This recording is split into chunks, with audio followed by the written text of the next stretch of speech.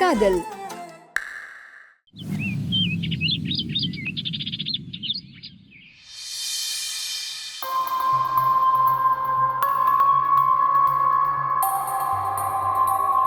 பத்மா, காலையில எந்திரிச்சதுல இருந்து ஒரே டென்ஷனாவே இருக்கியே. மரமண்ட என் பொண்ணுக்கு ஒரு நல்ல வாழ்க்கை அமைச்சு கொடுக்கணும்னு நான் கிடந்து அல்லாடிக்கிட்டு இருக்கேன். அப்ப நான் டென்ஷனா இல்லாம சந்தோஷத்துல துள்ளி குதிச்சுட்டா இருக்க முடியும்? ஏன் பத்மா டென்ஷனா இருக்குன்னு கேட்டதுக்கு இவ்வளவு பெரிய திட்டா? எனக்கு திட்டு வாங்குறது ஒன்னும் புதுசு இல்லதான். ஆனா எதுக்கு திட்டு வாங்குறோன்னு கூட தெரியாம இப்பெல்லாம் திட்டு வாங்கிட்டு இருக்க. அத நினைச்சாதான் என் மனசுக்கு ரொம்ப கஷ்டமா இருக்கு. எதுக்கு உன்னை திட்டுறேனேன்னு தெரியலங்கிற பாரு. அதுதான் எனக்கு பயங்கர எரிச்சலை கொடுக்குது. அங்க என் சித்திக்காரி அவ பையனுக்கு என் பொண்ணை எப்படியாவது கட்டி குடுக்கறேன்னு சொல்லி பெரிய புத்திசாலி மாதிரி நடந்து கடைசியில எல்லாத்துலயும் தோத்து போய் இப்ப கடைசியா சீப்ப ஒளிச்சு வச்சா கல்யாணம் நின்னு போயிடுங்கிற மாதிரி கல்யாணம் பண்ணிட்ட அதுங்கள குலதெய்வம் பேரை சொல்லி பிரிச்சு வச்சு கேம் ஆடி அது மூலமா அவங்கள நிரந்தரமா பிரிச்சு வச்சு அப்புறம்தான் அந்த அழகு மகனுக்கு என் பொண்ண கட்டி வைக்கிறேன்னு சொல்லி ஏதோ திட்டம் போட்டா.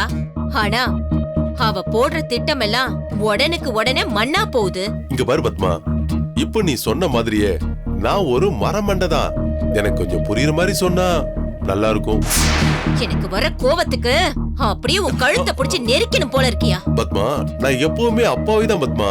என்ன எப்ப வேணாலும் எது வேணாலும் நீ பண்ணிக்கலாம். இப்போ உன்னோட டென்ஷனுக்கு காரணம் என்னன்னு மட்டும் சொல்லு. உங்க அத்தை என்ன சொல்லுச்சு? தேனை சூர்யாவுக்கு கண்டிப்பா கட்டி வைக்கிறேன்னு சொல்லுச்சா? ஆமா. அப்படி கட்டி வைக்கணும்னா இப்ப கட்டிட்டு வந்திருக்க அந்த கயலை இங்க இருந்து துரத்தணுமா? அப்படி துரத்தணும்னா அவங்க ரெண்டு பேரையும் சந்தோஷமா இருக்க விடக்கூடாதா? அப்பதானே அவங்கள பிரிக்க முடியும். அட ஆமா, அதுக்கு தானே அத்தை அவங்க ரெண்டு பேரையுமே சேர விடாம வச்சிருக்காங்க. வீட்டுக்குள்ள சேர விடாம வச்சிருந்து இப்ப அவன் கேட்டானா இது அனுப்பி வச்சுதான். நேத்து ஃபங்க்ஷனுக்கு போயிட்டு உடனே வந்துருவேன்னு சொல்லிட்டு போனவங்க இப்ப வரைக்கும் வரல. இவங்க என்ன அவங்க பக்கத்திலே உட்கார்ந்து பாத்துக்கிட்டா இருக்காங்க? உன்னெல்லாம் என்ன சொல்லி திட்டினாலும் தப்பே இல்லையா? இந்த லட்சணத்துல உனக்கு புரியுற மாதிரி வேற சொல்லணுமா? இதுக்கு மேல புரியுற மாதிரி யாராலையும் சொல்ல முடியாது. புரிஞ்சா நான் ஏன் பத்மா உன்கிட்ட திரும்ப திரும்ப கேட்க போறேன்? நீல என்ன ஜென்மமோ எனக்குன்னு வந்து வாச்சிருக்க பாரு. பத்மா, எதுக்கு உனக்கு இவ்ளோ கோவம்?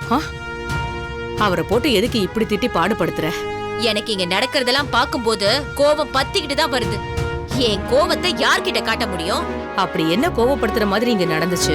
நான் நேரடியாவே கேக்குறேன், எதுக்காக அந்த கையில சூர்யா கூட தனி அனுப்பி வச்சீங்க? அவங்க ஆபீஸ் பார்ட்டிக்கு போறதா சொல்லிட்டு போனா, அதனாலதான் நான் அனுப்பி வச்சேன். நேத்து போனவன் இப்ப வரைக்கும் வரலனா என்ன அர்த்தம்? உங்க திட்டம் இங்கேயும் தோக்க போதுன்னு தானே அர்த்தம். அத நினைச்சா எனக்கு கோவம் வராம வேற என்ன பண்ணும் சொல்லுங்க. பஞ்சை நெருப்பையும் பக்கத்துல ஒரு நாள் ராத்திரி பூரா இருக்க வச்சா அது பத்திக்கிட்டு கொழுந்து வெட்டி எரியாமலா இருக்கும். பத்மா, நீ பேசுறது உன் தம்பிய பத்திங்கறத நினைப்புல வச்சுக்கிட்டு பேசு. பயம் என் தம்பி மேல இல்ல, கூட போயிருக்காளே அந்த கைகாரி கயல் அவ மேலதான். உங்களையே ஏமாத்தி நம்ம ஜமீன் வீட்டுக்குள்ள காலடி எடுத்து வச்சவ தானே. அவளை நினைச்சாதான் எனக்கு பயமா இருக்கு.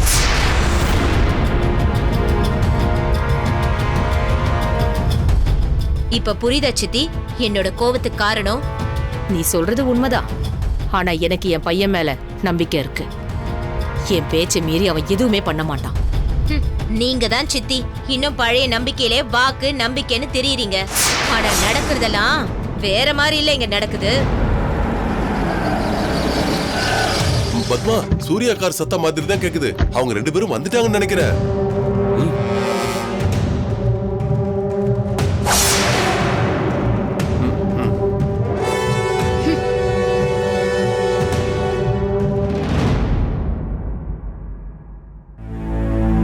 போன காரியம் எப்படி நடந்துச்சு சூர்யா? நல்லா நடந்துச்சுமா.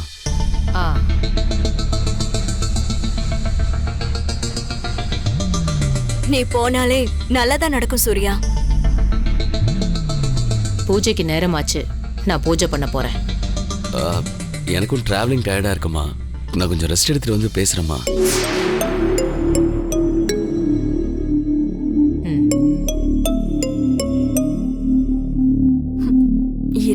செய்யும் ஃபர்ஸ்ட் டைம் இல்ல. பூஜை பண்ண வரலையா? அத்த, நான் எப்பவும் போல காலையில சீக்கிரமே பூஜை முடிச்சிட்டேன் அத்த.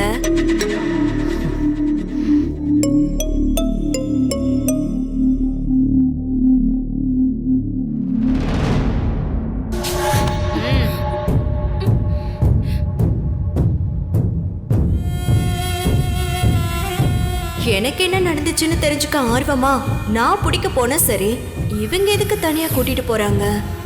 ஓஹோ, கதை அப்படி போகுதா? நமக்கு தெரியாம பல கதை இங்க போகுது போல இருக்கே. மகளுக்கு வர மருமக ஸ்ரீராமனா இருக்கானான்னு செக் பண்ண போறாங்களோ? நாமளும் போய் அப்படியே என்ன நடக்குதுன்னு பார்க்கலாம். ஏய், நேத்து தானே விசேஷம், அத முடிச்சிட்டு வரதுக்கு இவ்ளோ நேரமா? எங்கடி போயிட்டு வந்தீங்க? இவ்ளோ நேரம் விசேஷ வீட்ல தான் இருந்துட்டு வரீங்களா? ஏன் இவ்ளோ லேட்டுன்னு கேக்குறல்ல? நாங்க விசேஷ வீட்டுக்கே போகல. நம்ம ஆர்வம் தப்பில்ல போல இருக்கே. இவங்க 2 பேரும் வேற எங்கேயோ போயிட்டு வந்திருக்காங்க போல இருக்கு. அம்மா கமலம்மா, உன் புள்ள உனக்கு வச்சானா ஆப்பு? விசேஷ வீட்டுக்கு போகாம வேற எங்கடி போயிட்டு வந்தீங்க? ஃபங்க்ஷனுக்கு போறதுக்காக தான் அவரும் கார்ல கூட்டிட்டு போனாரு. ஆனா போற வழியில ஒரு பெரிய கலவரத்துல மாட்டிக்கிட்டோம். அது சரி, நீ போற இடம் எல்லாமே கலவரம் தானே நடக்கும். நீங்க நினைக்கிற மாதிரி இல்லக்கா, அங்க நிஜமாவே கலவரம் நடந்துச்சு. ஒரு அரசியல்வாதிய போலீஸ் அரெஸ்ட் பண்ணிட்டாங்கன்னு அவங்க ஆளுங்க ஒரே கலாட்டா பண்ணிட்டாங்க. அங்க இருந்து தப்பிச்சு போக பார்த்தப்ப அந்த ஆளுங்க எங்க வண்டியை உடைக்க வந்துட்டாங்க. அத பார்த்ததும் சின்ன மாமா. சின்ன மாமாவா? அது யாரடி சின்ன மாமா? அவருதான் உங்க தம்பி. மாமா, அத்தா, என்னங்க, பாவா, இப்படியெல்லாம் வீட்டுக்காரங்களை கூப்பிடுறத பாத்திருக்கேன். ஆனா இது கொஞ்சம் வித்தியாசமா இருக்கே. சின்ன மாமா. அது சரி, உன் விஷயத்துல எல்லாமே வித்தியாசமா தானே நடக்குது. ஓகே ஓகே, போன இடத்துல என்ன வித்தியாசமா நடந்துச்சுன்னு சொல்லு, அதையும் என்னன்னு கேட்டு தெரிஞ்சுக்கிறோம். ராஜி, நீ கொஞ்ச நேரம் சும்மா இருக்கியா? அவ சொல்றத கேட்கும் போது எனக்கே பயமா இருக்கு. நானும் அப்ப பயந்து போயிட்டேன். அப்பதான் இவர் இறங்கி போய் அவங்க கூட சண்டை போட்டாரு. அந்த கூட்டத்துல ஒருத்தன் கார்ல இருந்து இறங்கின என்ன வெட்டுறதுக்காக ஓடி வந்தான். உன்னதானே இருக்கும்ல. நீங்க தான் அந்நியர் நாட்டு அதிபராச்சே. உங்களை கொலை பண்ண ஒரு கலவரத்தை உருவாக்கி அது மூலமா உன்னை கொல்ல வந்தாங்க. அத நம்ம போலீஸ் ஆபீசர் ஹீரோ மாதிரி வந்து காப்பாத்திட்டாரு இல்ல? ஆமாக்கா, இவர் அங்க இருந்து ஒரு பைக்கை எடுத்துக்கிட்டு என்ன உட்கார வச்சுக்கிட்டு வேகமா அங்க இருந்து கூட்டிட்டு போயிட்டாரு. கார்ல போனவங்க கலவரத்தை பார்த்துட்டு அதுல இருந்து தப்பிக்கிறதுக்காக பைக்ல தப்பிச்சிருக்கீங்க. கேட்கவே எவ்வளவு இன்ட்ரெஸ்டிங்கா இருக்கா நீ? நிஜமாதான் அக்கா, அங்க இருந்து பைக்ல வேகமா போனாரு. நான் பயத்திலேயே இருந்தேன். அப்பதான் இவர் அங்க இருந்து ஒரு ஹோட்டல்ல நிப்பாட்டி என் ட்ரெஸ் எல்லாம் அழுக்கா இருந்ததால வா ரெஃப்ரெஷ் ஆயிட்டு போலான்னு கூட்டிட்டு போனாரு. இப்பதான் முக்கியமான கட்டத்துக்கு வந்திருக்கோம். மேல சொல்லு, மேல சொல்லு. அங்க போய் நாங்க ட்ரெஸ்ஸ கிளீன் பண்ணலான்னு போகும்போது எங்களை அடிக்க வந்த ஆளுங்களும் இவர் அடிச்ச ஆளுங்களும் என்னையும் இவரையும் அடிக்கிறதுக்காக ஹோட்டலுக்கே வந்துட்டாங்க. உடனே சூர்யா அவர் பின்னாடி நிப்பாட்டி யாருக்கும் தெரியாம உன்னை காப்பாத்திட்டாரு. ஆமா, அப்பதான் போலீஸ் வந்து எங்களை காப்பாத்துச்சு. அந்த கலவரத்திலேயே வண்டியை விட்டுட்டு வந்துட்டோமா, அந்த வண்டிய போலீஸ் வந்து எங்க கிட்ட கொடுத்து நைட் அனுப்பி வச்சாங்க. அதான் வரத்துக்கு லேட் ஆச்சு. சோ நீங்க நைட் வரைக்கும் போலீஸ் பாதுகாப்புல இருந்துட்டு கிளம்பி வரீங்க, அப்படிதானே? ஆமாக்கா. இப்ப அதுதான் முக்கியமா ராஜி. இந்த தர்தரம் புடிச்ச வந்ததுல இருந்து என் தம்பிக்கு ஒரே பிரச்சனையா தான் வந்துட்டு இருக்கு. எல்லாம் இவளோட ராசி தான் காரணம். கையில உன்னை பார்க்க உங்க அப்பாவும் மாமாவும் வந்திருக்காங்க. அப்பா வந்திருக்காங்களா? அப்பா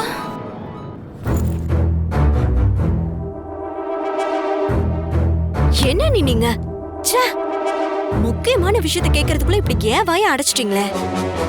அப்படி இல்ல, போலீஸ் வந்து காப்பாத்தினதுக்கு அப்புறம் இவங்க 2 பேரும் எங்க இருந்தாங்கன்னு கேட்காம விட்டுட்டீங்களே. போலீஸ் பாதுகாப்புல சேஃபா தான் இருந்திருக்காங்க. இவங்களும் சேஃபா இருந்திருந்தா ஓகே. நமக்கு என்ன தெரியும்?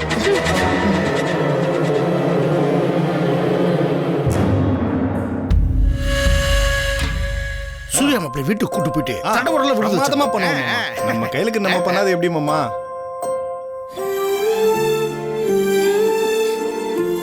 அப்பா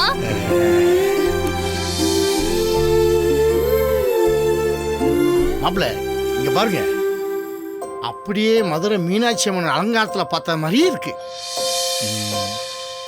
அப்பா எப்பப்பா வந்தீங்க? இப்பதான். அம்மா வரலையா? அம்மா நீங்க வருவீங்கன்னு எல்லா ஏற்பாடும் பண்ணிக்கிருக்காமா. அப்பா அப்ப வாங்கப்பா, நம்ம உடனே நம்ம வீட்டுக்கு போய் அம்மா அக்கா எல்லாரையும் பார்க்கலாம். வாங்கப்பா. அது எப்படி நீ மட்டும் தனியாவா போவ? இதுக்கு முன்னாடி நிலைமை வேற, இனி இப்ப வேற.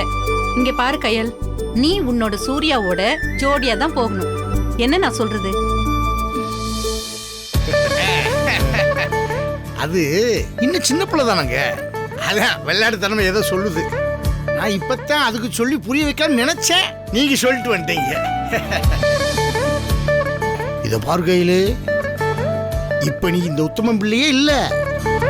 என்னடா அப்பா இப்படி சொல்றாருன்னு தப்பா எடுத்துக்கிறாத. நீ வல்லக்கொட்டு ஜமீனோட மருமக. நீ எப்பவுமே இதை ஞாபகத்துல வச்சுக்கணும் கையல். அதுதான் உனக்கு கடைசி வரைக்கும் அடையாளமா இருக்க போகுது. அதுக்காக சொன்னேன். இந்த ஜமீனோட கௌரவம் பெருமை எதுக்குமே கலங்க வராம நீதாம நடந்துக்கணும். புரியுதா? கையலுக்கு இதெல்லாம் புதுசு தானே மாமா, போக போக பழகிக்கும். அது மட்டும் இல்ல, இவங்க எல்லாம் இருக்காங்க, பிள்ளைக்கு நல்லது கெட்டதை எடுத்து சொல்ல போறாங்க. என்ன இப்படி சொல்லிட்டு? கயல் எனக்கு பொண்ணு மாதிரி தான், நான் இருக்கேன் எடுத்து சொல்ல.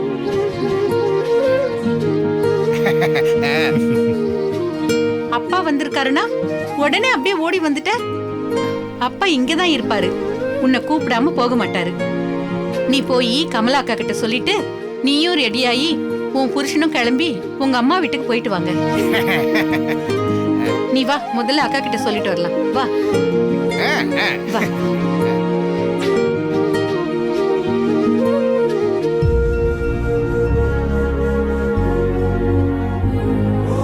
என் பிள்ளை முகத்துல பெரிய சோகத்தை காணோம் அப்படின்னா அவ இந்த சூழலுக்கு வாழ பழகிட்டேன்னு அர்த்தம். பார்த்துக்கலாம், அடுத்து என்ன வந்தாலும் நான் இருக்கேன், சமாளிச்சிட மாட்டேன்.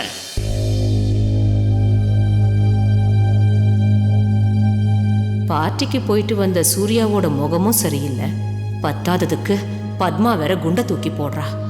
நாம ஒண்ணு நினைச்சா வேற ஒண்ணா நடக்குதே.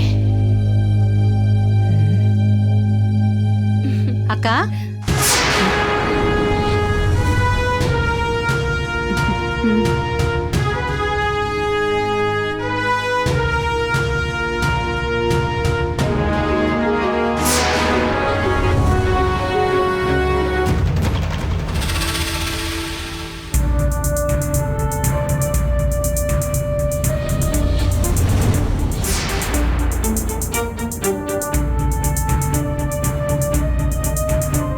சூர்யா கல்யாணம் முடிஞ்சிருச்சு, அடுத்து நடக்க வேண்டியதெல்லாம் அப்படியே இருக்குக்கா.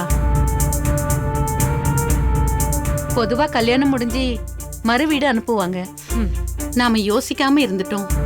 ஆனா கயல் வீட்ல அது ஞாபகத்துல வச்சு பொண்ணு மாப்பிளைய கூட்டிட்டு போக வந்திருக்காங்க. நீங்க என்னக்கா சொல்றீங்க? எந்த காலத்து பழக்க வழக்கம் தானோ இதெல்லாம் இப்ப யார் பார்த்துட்டு இருக்கா? அதெல்லாம் ஒண்ணும் வேணாம். அக்கா, ஒரேடே எல்லாத்தையும் மாத்த முடியாதுக்கா. இது காலங்காலமா இருக்கிற ஒரு சம்பிரதாயம். இது எல்லா ஊர்லயுமே கடைபிடிச்சிட்டு இருக்காங்க. நம்ம ஜமீன்ல ரஞ்சித் ராஜேஸ்வரி கல்யாணத்துல கூட இத நம்ம செஞ்சிருக்கோம். அப்படி இருக்கும்போது சூர்யாவுக்கு இதை செய்யாம விட்டா நல்லா இருக்காதுக்கா.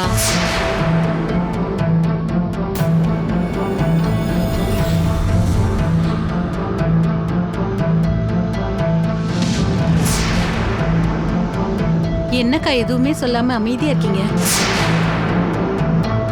சூர்யா கல்யாணத்துல எல்லாமே சம்பிரதாயமாவா நடந்தது? அப்புறம் இதை மட்டும் ஏன் தடுக்க போறேன்? போயிட்டு வரட்டும்.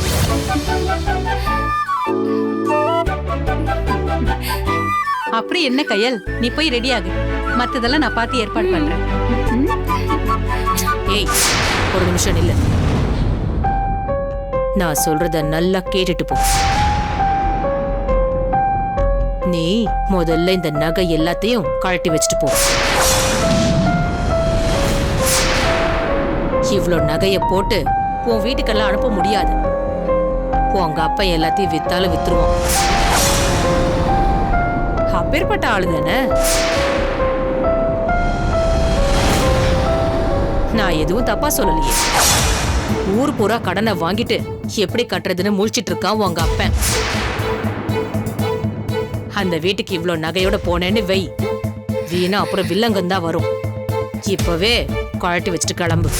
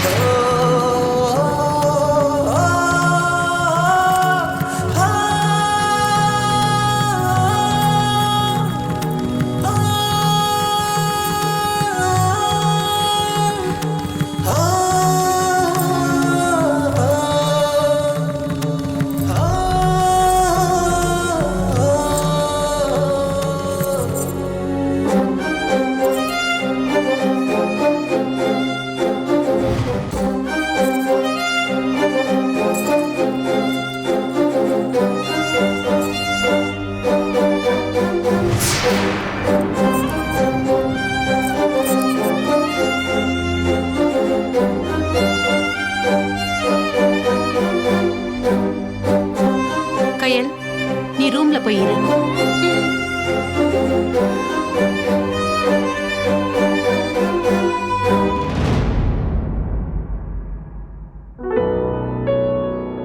அக்கா, எப்ப இருந்து உங்ககிட்ட இப்படி ஒரு முரட்டுத்தனம் வந்துச்சுன்னு எனக்கு தெரியலக்கா. இருந்தாலும் நீங்க அவகிட்ட அப்படி பேசிருக்க கூடாதுங்கிறது என்னோட எண்ணம். ஏன்னா அவ சின்ன பொண்ணு, அவ மனசு ரொம்ப கஷ்டப்படும். என்கிட்ட சொல்லியிருந்தா நான் புரியுற மாதிரி சொல்லி நகைங்களை வாங்கி வச்சிருப்பேன்லக்கா. சில விஷயங்கள் உனக்கு புரியாது தானோ. நான் ஒன்னு சொல்றேன்னு வை, அதுல 1000 அர்த்தம் இருக்கும். சித்தி, அந்த கயல் வீட்ல மறு வீட்டு கூட்டிட்டு போறதுக்காக அவங்க அப்பா வந்திருக்கான். நீங்க என்ன முடிவெடுத்திருக்கீங்க? இது என்ன கேள்வி பத்மா? கல்யாணம் முடிஞ்சா பொண்ணு மாப்பிள்ள மறுவீடு போறதுங்கிறது எல்லா இடத்துலயும் நடக்கிறது தானே. எல்லா இடத்துலயும் நடக்கிற மாதிரியா சூர்யா விஷயத்துல நடந்தது? அதனாலதான் நாம கொஞ்சம் ஜாக்கிரதையா இருக்கிறது நல்லது. இப்ப என்ன பண்ணலாம்னு சொல்ற பத்மா?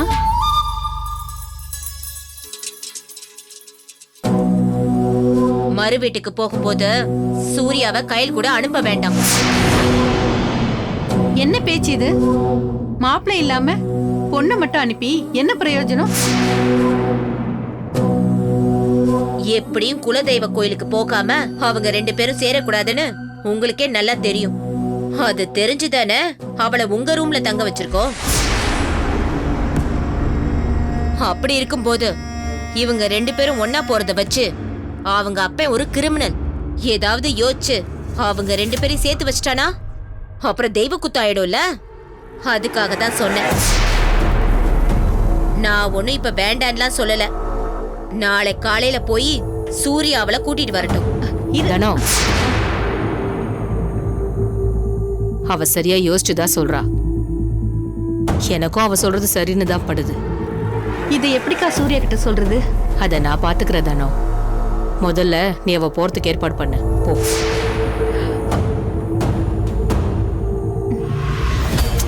ஓ,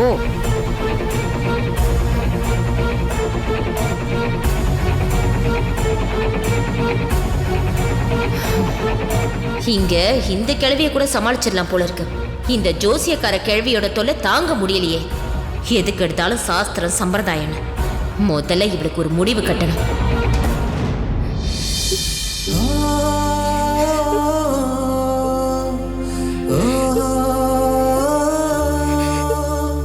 இவ்ளோ நகைய போட்டு உன் வீட்டுக்கெல்லாம் அனுப்ப முடியாது. உங்க அப்பா எல்லாத்தையும் வித்தாலும் வித்துருவான்.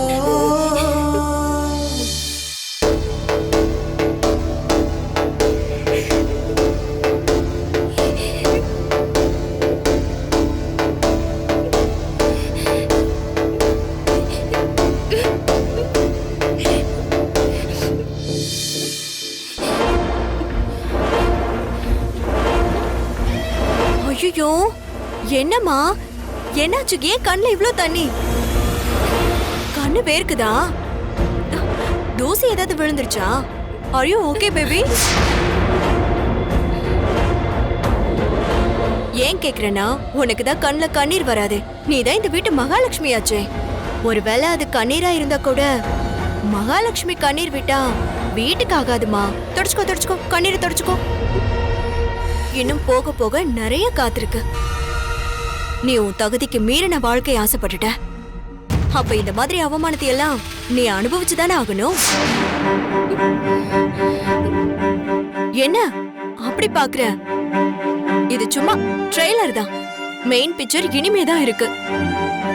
இவ்வளவு வசதி அந்தஸ்து இதெல்லாம் இருக்கிற என்னையே இந்த கமலா ஆட்டுன்னு ஆட்டி வைக்குது. நீ ஒரு அன்னக்காவடி வீட்டு பொண்ணு, உன்னை விட்டு வைப்பாளா? இனி நீ இங்க இருக்கிற ஒவ்வொரு நிமிஷமும் உனக்கு நரக வேதனை காத்துட்டு இருக்கு.